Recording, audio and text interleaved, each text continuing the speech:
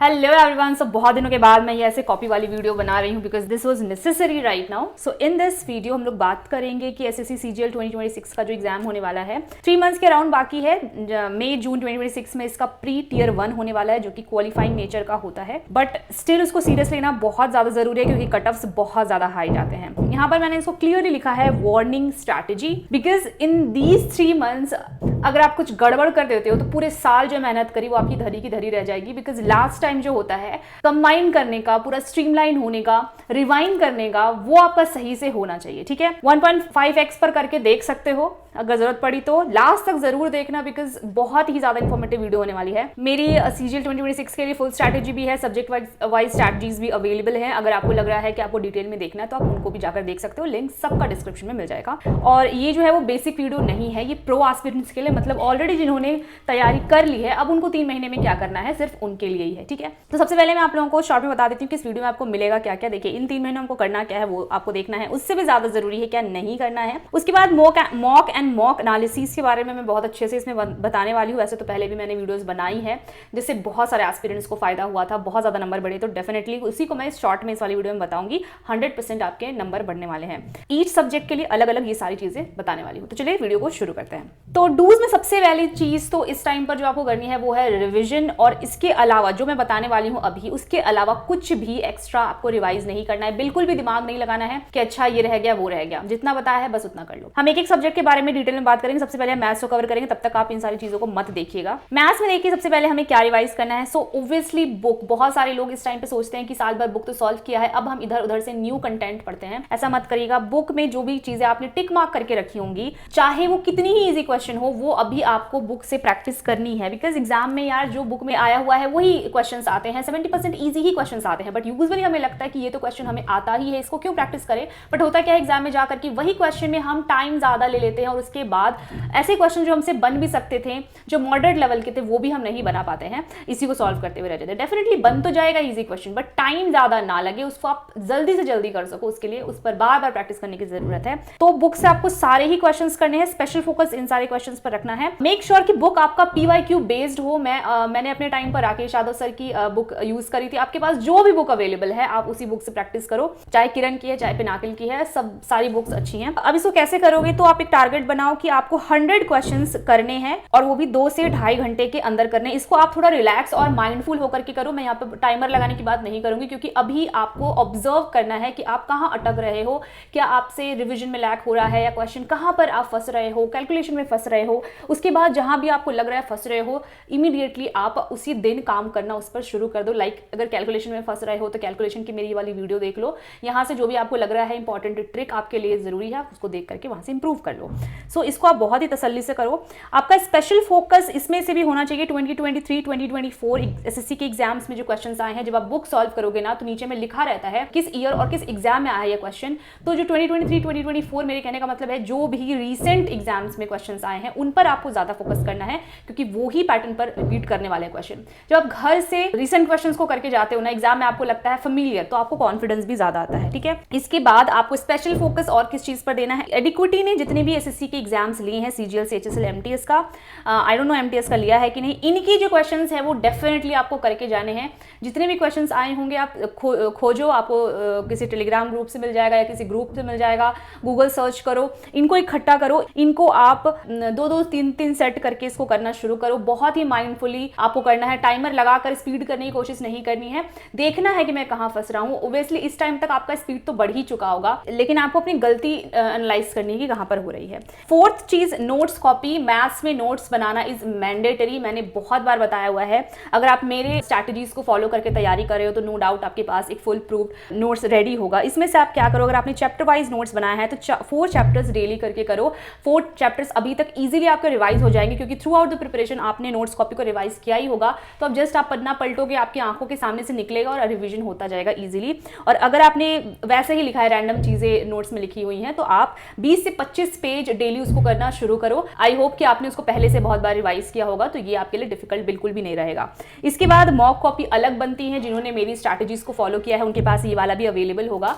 Mock copy वो होती है जिसमें कि मॉक में जो क्वेश्चंस गलत हो गए, सिली मिस्टेक हो गए और उस तरह के जो क्वेश्चंस होते हैं आप उनको लिखते हो, जिसमें भी आप फंसते हो। तो ये बहुत ज़्यादा ज़रूरी है क्योंकि इसमें वो सारे क्वेश्चंस हैं जिसमें आप अटकते हो, जो आपकी वीक पॉइंट्स हैं। तो इनको आप चैप्टर वाइज अगर करा है तो उसको 3-4 चैप्टर्स करके करो या फिर 20-25 पेजेस करके डेली करो। नेक्स्ट मैथ्स में आपको करना है, अभी भी जो डाउटफुल आपको लग रहा है उस पर स्पेशल फोकस देना। मैंने बोला ना, बहुत ही माइंडफुली आप जब सॉल्व करोगे तो आपको समझ में आएगा कि अभी भी कहाँ पे आपकी गलती हो रही है। तो उन चीज़ों को एनालाइज करके उन चीज़ों पर वर्क करना शुरू करो, डेली बेसिस पर उनको हटाओ। अब नेक्स्ट जो चीज़ आपको रिवाइज करनी है वो है कि प्रीवियस आपने जितने भी मॉक दिए होंगे, अगर आपने मेरी तरह से मॉक दिया है तो आपने सेव्ड करके रखे होंगे क्वेश्चंस जो आपको डिफिकल्ट लग रहे हैं या जो लग रहा है कि भैया मैं इसमें अटक रहा था या फिर रिविजन का लैक है, किसी भी रीजन से आपने उसको सेव करके रखा है या स्टार्ट करके रखा हुआ है। This is high time you should start revising those questions. तो आप एक दिन में टारगेट बनाओ कि उनमें से सिर्फ 20 से और 30 क्वेश्चंस मुझे देखने हैं, उनको धीरे धीरे करके रिवाइज करना शुरू करो, वरना वो पढ़े के पढ़े रह जाएंगे और बहुत इंपॉर्टेंट चीजें आप मिस कर जाओगे। नेक्स्ट है रॉन्ग या saved etcetera questions present mock में। ओब्वियसली प्रेजेंट मॉक का तो आप एनालिसिस करते हुए जाओगे, तो उसमें से जो चीजें आपको मिलेंगी उसको तो रिवाइज करना ही है। और यहाँ पर मैं आप लोगों को बोलूंगी कि अगर आप किसी ग्रुप में हो, अगर नहीं हो तो मत जाओ, अब तो मत जाओ, लेकिन हो तो आई होप आप इस सीरियस एस्पिरेंट्स वाले ही ग्रुप में होंगे जिसमें ज्यादा चिट चैट नहीं होता है। तो उन ग्रुप्स में भी आप कोशिश करो जो क्वेश्चंस एस्पिरेंट डालते हैं उनको 10 से 20 क्वेश्चंस आप डेली उसमें से सॉल्व करो जो आपको अच्छे लग रहे हैं, ताकि आपका ना कॉन्फिडेंस बढ़ेगा। जब वहाँ पे एस्पिरेंट्स आपके क्वेश्चंस को देखेंगे और आपको आपकी तारीफ करेंगे आपको सोल्यूशन को देख करके, तो वो कॉन्फिडेंस बढ़ाता है कि अच्छा मैं टक्कर में हूँ। बाकायदा वो एक सीरियस एस्पिरेंट्स का अच्छा ग्रुप होना चाहिए, ठीक है। तो ये भी, इससे मेरा कॉन्फिडेंस बहुत ज़्यादा बूस्ट हुआ था। पहले मुझे डर लगता था सॉल्यूशंस देने में, लेकिन जब मेरे को एप्रिशिएशन मिलने लग गया तो फिर मेरा कॉन्फिडेंस काफ़ी बढ़ गया। तो वहाँ पर ना जब आप एग्जाम में भी, रियल एग्जाम में जाते हो तो आपको लगता है कि अच्छा जब मैं इस ग्रुप में इतना कंपीट कर सक रहा हूँ तो आसपास भी वैसे ही लोग हैं। वरना अकेले तैयारी करते रहने से क्या होता है कि आपको समझ ही नहीं आता कि आसपास के लोग आपसे कैसे कंपीट कर रहे हैं, ठीक है। लेकिन अगर आप ग्रुप में नहीं हो तो अभी मैं आपको सजेस्ट नहीं करूंगी कि अब कोई ग्रुप खोजो और उसमें जाओ, अगर हो तो ऐसा कर सकते हो। So this was all about maths revision.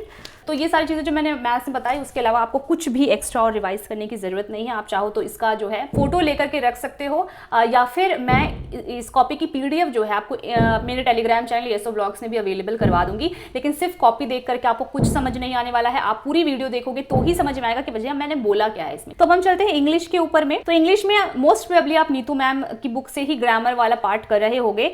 जिस भी बुक से कर रहे हो उस बुक से करो, मैं ये नहीं बोलूंगी बुक चेंज कर दो। इसको अब आपको थोरोली करना है। थोरोली मतलब 2 से 3 चैप्टर्स डेली का टारगेट लो, अच्छे से बिल्कुल जो एग्जाम्पल्स दिए गए हैं, जो रूल्स दिए गए हैं, जो पीछे क्वेश्चंस दिए गए हैं, कुछ भी जो दिया गया है उन 2-3 चैप्टर्स में, उसको आप करो। अगर आपको लग रहा है कि 2-3 चैप्टर्स आप इजीली कंप्लीट कर पा रहे हो तो आप 4 से 5 चैप्टर्स भी कर सकते हो, ठीक है। क्योंकि आपने बहुत बार रिवाइज किया होगा तो आपके लिए अब इजी पड़ेगा। और इन चैप्टर्स में अगर आपने कहीं पे टिक लगाया हुआ है, हाईलाइट किया हुआ है, तो उन पर आपको स्पेशल फोकस देना। अगेन मैं बोलूंगी कि इजी वाले टॉपिक्स को भी इक्वली आपको ध्यान देना। ये नहीं कि बस हाईलाइटेड वाला देख लिया, टिक मार्क वाला देख लिया, बिकॉज क्वेश्चन में ज्यादातर क्वेश्चंस इजी वाले ही होते हैं, ठीक है। इसी बाद अगर मैं वोकैबुलरी की बात करूं तो आपको डेली इतना रिवाइज करना है। Synonym 1 page, antonym 1 page, vocabulary जो रहता है वो 1 पेज, स्पेलिंग 1 पेज और idiom and phrases 1 page. 1 page का मतलब बोथ साइड्स की मैं बात कर रही हूँ, और प्लस जितने ऑप्शंस हैं उन सबका ही आपको मीनिंग याद करना है। जैसे सिनोनिम में तो एक होता है डायरेक्ट कि भैया अगर मैंने लोकोसियस बताया तो इसका सीधा मीनिंग दिया हुआ। एक है ऑप्शन वाइज, आपको 4 ऑप्शंस दिए गए जिसमें से एक इसका सिनोनिम होगा, तो बाकी के जो ऑप्शंस हैं उनकी भी मीनिंग याद होनी चाहिए। तो उस हिसाब से मैं 1-1 पेज बोल रही हूँ। तो ऐसे होता क्या है कि आपको बहुत सारी चीजें ओवरलैप्ड मिलती है। ऐसा नहीं है कि भैया एक के साथ आपका 5 वोकैबुलरी रिवाइज हो गया तो हर एक के साथ आपका 5 होगा, क्योंकि बहुत सारे ऑप्शन सेम से ही होते हैं। तो एक ओवरलैपिंग हो जाएगा तो ज्यादा रिविजन भी होगा आपका, ठीक है। इसके बाद हम आते हैं इंग्लिश के नोट्स कॉपी में। अगर आप नोट्स कॉपी इंग्लिश में भी आपको बनानी चाहिए। अगर आपने चैप्टर वाइज बनाए हैं तो आप 2-3 चैप्टर करके कर सकते हो। अगर नहीं बनाया है तो 10 से 20 पेजेस करके इसका रिवाइज कर सकते हो। इंग्लिश में 20 पेज इसलिए बोल रही हूँ क्योंकि इंग्लिश में 1 लाइनर चीजें ज्यादा लिखी होती है। तो आपने कोई क्वेश्चन लिखा होगा या कोई वोकैबुलरी न्यू मिला होगा तो वो लिखा होगा, या PQRS में RC में कोई न्यू रूल आपको पता लगा हो, कोई ट्रिक पता लगा लगा हो तो वो सारी चीजें आपने लिखी होंगी, तो वैसे करके कंटेंट एक पेज में ज्यादा हो जाता है। तो उस हिसाब से 10 से 20 पेजेस एनफ है, आप एक दिन में याद करिए आराम से। फोर्थ अगर मैं बात करूं तो अगर आपके पास एक PYQs की बुक होनी ही चाहिए थी। अगर आप मेरी स्ट्रैटेजीज को फॉलो कर रहे हो तो आपने MB बुक लिया होगा या फिर कोई भी बुक जिसमें कि CGL, CHSL, MTS, ये सारे स्टेनोग्राफर, इन सारे क्वेश्चंस का कंपाइलेशन होता है, तो उसमें से आपको 5 सेट्स डेली करने हैं। ये बहुत ज्यादा यूजफुल होता है। मेरी जो कॉन्फिडेंस है ना इंग्लिश में वहीं से बढ़ी थी, तो इसको मैंने आपको बताया था कि डेली बेसिस पर रिवाइज भी करना है। पहले भी मैंने बोला था 5 सेट्स करने हैं, तो अब क्योंकि 5, अब तो आपने काफी बार रिवाइज कर लिया होगा तो इजीली 5 सेट आप कर पाओगे। देखिए आपको देखने में लग रहा हो कि बच्चा इतनी सारी चीजें मैंने बता दी हैं, लेकिन देखिए जो सीरियसली पढ़ रहे होंगे ना उनको अभी इस टाइम पर ये सारी चीजें करने में 3 घंटे से ज्यादा टाइम नहीं लगने वाला है ना। तो जो 5 सेट्स आप करोगे उसमें से ही आपका RC क्लोज टेस्ट और सेंटेंस अरेंजमेंट के क्वेश्चंस कवर हो जाएंगे। इसको आपको अलग से करने की जरूरत नहीं है, सब 5-5 आपके हो जाएंगे। इसके बाद हम आते हैं मॉक कॉपी के ऊपर। This is very very important. इसके आपको 10 से 15 पेजेस डेली के करने हैं। जो भी चीजें आपने लिखी होंगी, जहां पे भी आपको लग रहा हो कि भैया यहाँ पे मैं मिस्टेक कर रही थी या फिर मेरा ये वीक पॉइंट था, ऑब्वियसली आप नोट्स कॉपी को अभी तक बहुत बार रिवाइज कर चुके होंगे, बट अब आपको 10 से 15 पेज, आपको लग रहा है कि भैया मैं 20 पेज तक भी कर सकती हूँ, तो वहां से शुरू करिए। 6th है कि सेम जो सेव्ड आपने मॉक में रखा होगा, प्रीवियस जो मॉक्स दिए होंगे उसमें से आप 20 से 25 क्वेश्चंस निकालिए, उनको डेली आप करना शुरू करिए ताकि वो भी आपका खत्म हो, साथ साथ में रिवाइज हो। अदरवाइज पता लगा कि कुछ आपने मार्क इसलिए किया था कि आपको वो बहुत इंपॉर्टेंट लगा था और लास्ट टाइम पर आपने उसको रिवाइज ही नहीं किया और अब आ गया एग्जाम में, तो बहुत पछताओगे। इसीलिए उनको रिवाइज करना शुरू करिए।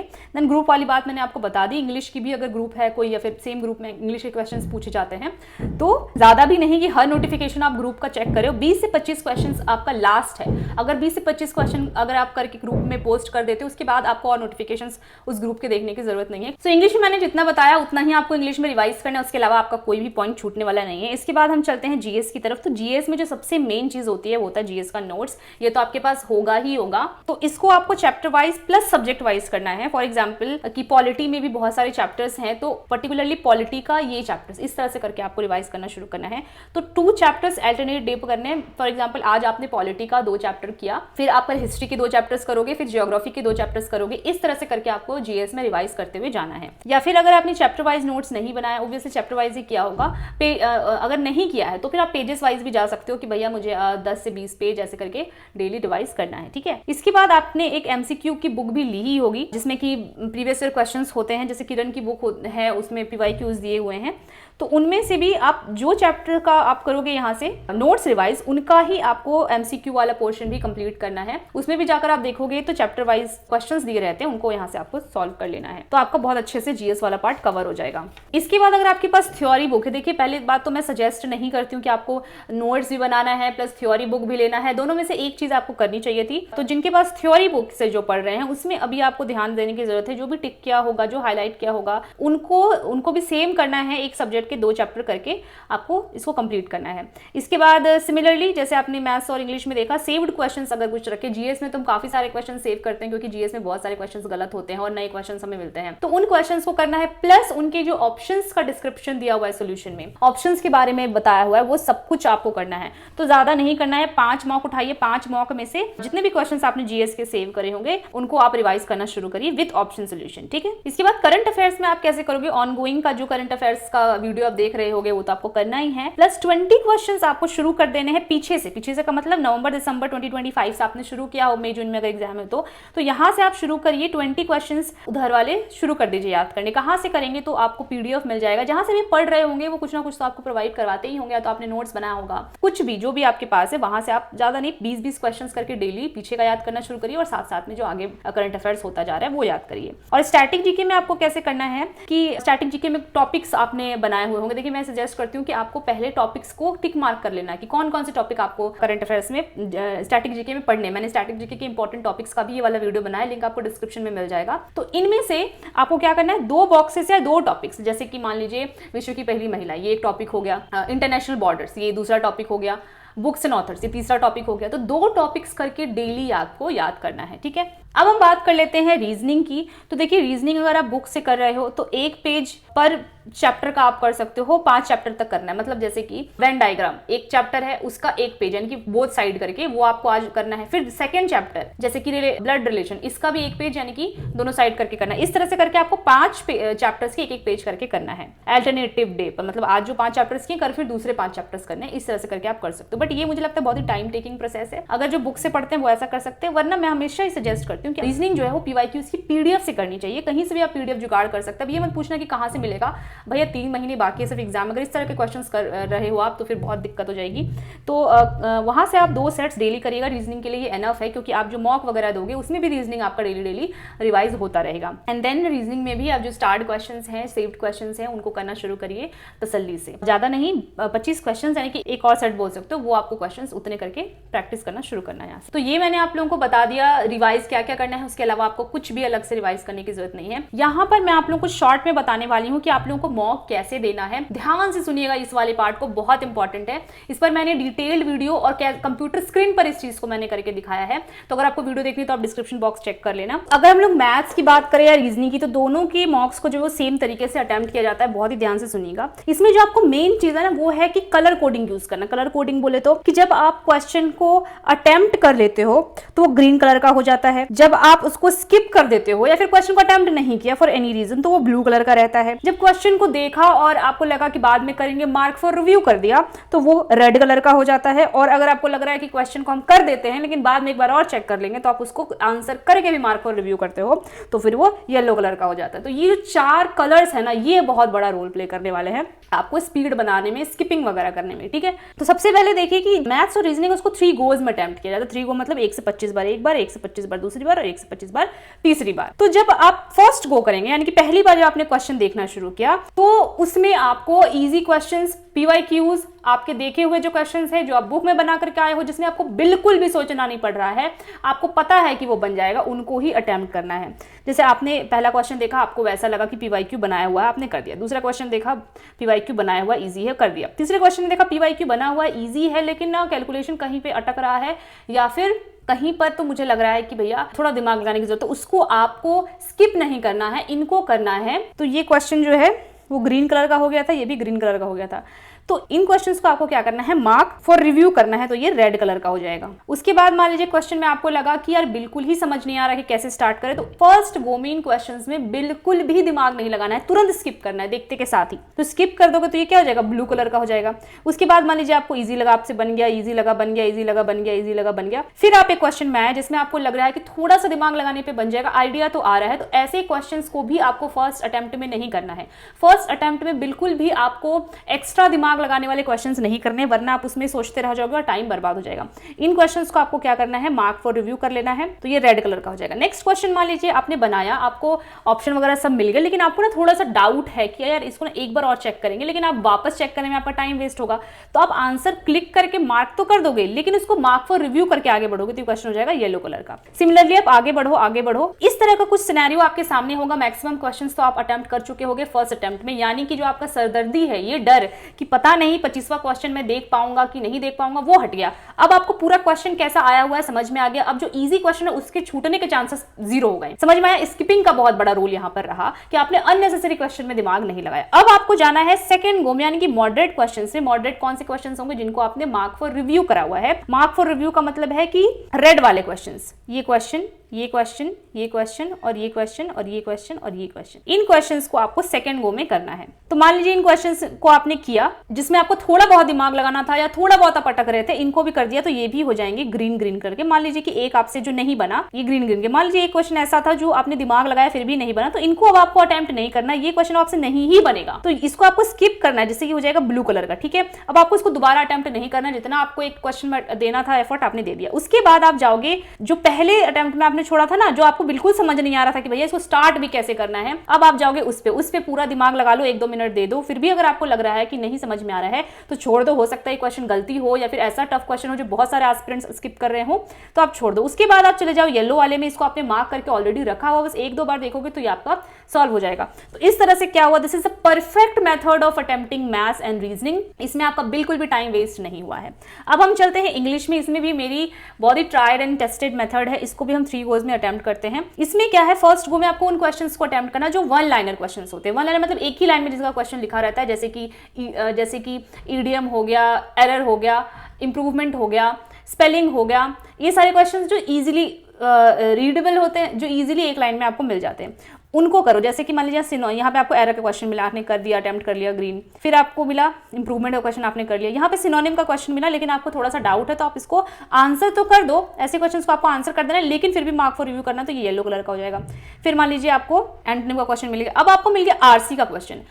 इसको क्या करना है, आपको पढ़ना ही नहीं है, फर्स्ट अटेम्प्ट में आपको सिर्फ वन लाइनर वाले क्वेश्चंस करने हैं, तो इसको आपको देखते के साथ स्किप ही करना है, तो ये हो जाएगा ब्लू कलर का, मतलब इसमें आपने दिमाग ही नहीं लगाया। उसके बाद आरसी क्वेश्चन मान लीजिए 5 एक साथ है या अलग अलग होंगे तो आप उस हिसाब से देख लीजिएगा।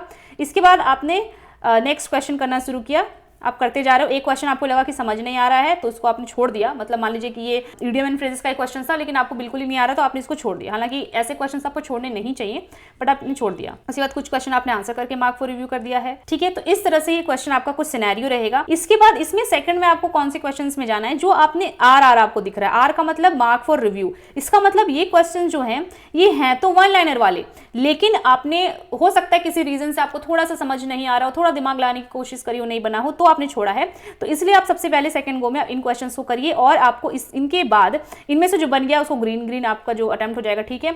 नहीं बना तो अब आपको स्किप ही करना है, अब इन क्वेश्चंस को वापस नहीं देखना। ये होने के बाद अब आपको आना है ब्लू वाले जितने क्वेश्चंस हैं और येलो वाले क्वेश्चंस पे। ब्लू वाले वो क्वेश्चंस होंगे अब आपको साफ साफ नजर आ रहा है जिनमें या तो सेंटेंस अरेंजमेंट के क्वेश्चन होंगे, या तो क्लोज टेस्ट के क्वेश्चन होंगे, या तो आरसी क्वेश्चन होंगे। यही क्वेश्चन ही ब्लू वाले में हो सकते हैं और कुछ भी नहीं होगा। ये पता है सबसे ज्यादा फायदा तब करता है जब अलग अलग क्वेश्चन होते हैं। फॉर एग्जाम्पल अगर सेंटेंस अरेंजमेंट का क्वेश्चन एक यहाँ है, एक यहाँ है, एक यहाँ है, अलग अलग जगह पर है, तो सारे के सारे यहाँ आपको ब्लू नजर आएंगे, तो आपको समझ में आ जाएगा अच्छा ये एक ही साथ है। तो फिर जब आप सेंटेंस अरेंजमेंट क्वेश्चन में ट्रिक लगाना शुरू करोगे, दिमाग लगाना शुरू करोगे, तो लगातार आपका दिमाग यहाँ लगता रहेगा, यहाँ लगता रहेगा। वरना क्या होगा, एक PQRS का क्वेश्चन किया, फिर एक ईडीएम का क्वेश्चन आ गया, फिर एक PQRS का क्वेश्चन आया, इनकेस एक एरर का क्वेश्चन आ गया, तो आपका एक रिदम टूटता है। बट ऐसे केसेस में क्या होगा, आरसी एक साथ है या PQRS भी है तो आपको पता है कहाँ कहाँ पर, तो आपका रिदम नहीं टूटेगा और दिमाग बहुत अच्छे से काम करेगा आपका इंग्लिश में। देखिए अगर हो सकता है आपको यहाँ पर समझ नहीं आया तो आप प्लीज मेरी इस वाली वीडियो को देखिएगा। मैं किसी भी वीडियो को देखने के लिए ना इंसिस्ट नहीं करती, बट ये वाली वीडियो इतनी यूजफुल है कि आपके नंबर कहां से कहां पहुंच जाओगे, आप बाद में मुझे थैंक यू जरूर बोलोगे।